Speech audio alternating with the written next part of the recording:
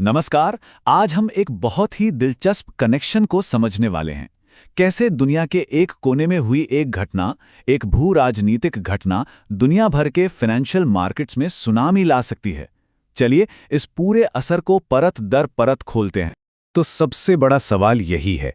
सोचिए, ईरान में हुए एक हवाई हमले का दुनिया भर में फैले हमारे निवेश पर भला क्या असर पड़ सकता है। चलिए इस हैरान करने वाले कनेक्शन की पड़ताल करते हैं।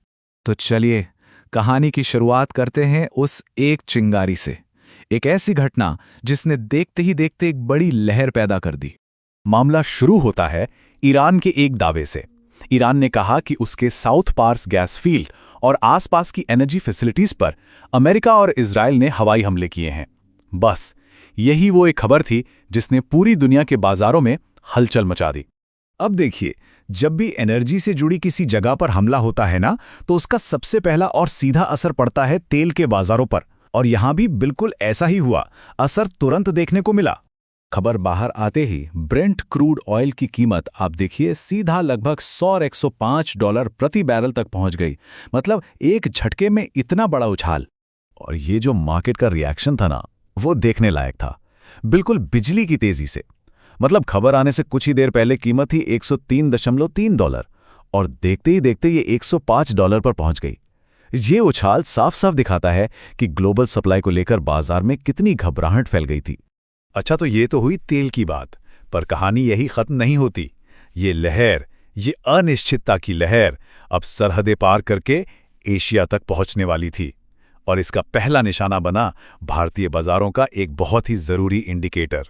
गिफ्ट निफ्टी में करीब 1.5% यानी 1.48% की भारी गिरावट आई। अब ये जो जियोपॉलिटिकल टेंशन थी ना, वो सिर्फ एक खबर नहीं रह गई थी, बल्कि अब वो एक ठोस फाइनेंशियल आंकड़े में बदल चुकी थी। तो सवाल उठता है कि गिफ्ट निफ्टी की ये गिरावट इतनी मायने क्यों रखती है। वो इसलिए क्योंकि गिफ्ट निफ्टी को ना भारतीय बाजार का एक तरह से अर्ली इंडिकेटर माना जाता है। मतलब इसकी चाल से अक्सर यह अंदाजा लग जाता है कि इंडियन मार्केट्स की शुरुआत कैसी होगी। पर जैसा कि हमने कहा, ये लहर सिर्फ एशिया तक ही सीमित नहीं रही।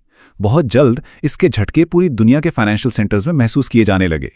और इस पूरी उथल पुथल को ठीक से समझने के लिए जरा एक दिन पीछे चलते हैं। सिर्फ 24 घंटे पहले मार्केट का मूड एकदम पॉजिटिव था। पिछले ही ट्रेडिंग सेशन में सेंसेक्स में 633 अंकों की जबरदस्त तेजी आई थी। सब कुछ बढ़िया चल रहा था। और फिर जैसा कि हमने देखा, ईरान से आई बस एक हेडलाइन ने आकर सारा खेल पलट दिया। तो तस्वीर एकदम साफ थी। गिफ्ट निफ्टी लगभग 1.5% नीचे, भारतीय बाजारों के लिए भी कमजोर शुरुआत के संकेत। और तो और अमेरिका का वॉल स्ट्रीट फ्यूचर्स भी लाल निशान में था। मतलब हर तरफ से एक ही इशारा मिल रहा था, ग्लोबल मार्केट्स में डर का माहौल बन चुका है। तो इस सब का मतलब क्या है? ये पूरी घटना हमें क्या सिखाती है? असल में ये हमें हमारी आज की दुनिया के बारे में एक बहुत बड़ा सबक देती है कि हम सब एक दूसरे से कितने गहरे जुड़े हुए हैं। चलिए इस पूरे चेन रिएक्शन को एक बार फिर से समझते हैं, बिल्कुल सिंपल स्टेप्स में। सबसे पहले एक लोकल या कह लीजिए एक रीजनल घटना होती है। इससे दुनिया भर में एनर्जी सप्लाई को लेकर खतरा महसूस होता है। फिर इस अनिश्चितता की वजह से तेल की कीमतें आसमान छूने लगती हैं। निवेशक घबरा जाते हैं और इसका नतीजा दुनिया भर के स्टॉक मार्केट फ्यूचर्स और इंडिकेटर्स धड़ाम से नीचे गिर जाते हैं। है ना ये एक परफेक्ट चेन रिएक्शन? तो आखिर में एक सवाल हमारे सामने खड़ा होता है। आज की इस कनेक्टेड दुनिया में जहां एक कोने में हुई घटना का असर पूरी दुनिया पर पड़ता है, अगली ऐसी लहर कहां से उठेगी ये कोई नहीं जानता। और यही बात सोचने वाली है। रिस्क सिर्फ मार्केट में होता है, प्लानिंग में नहीं। DGN कैपिटल मैनेजमेंट के साथ स्टॉक मार्केट, म्यूचुअल फंड और insurance. AMFI IRDAI certified. Your success are priority.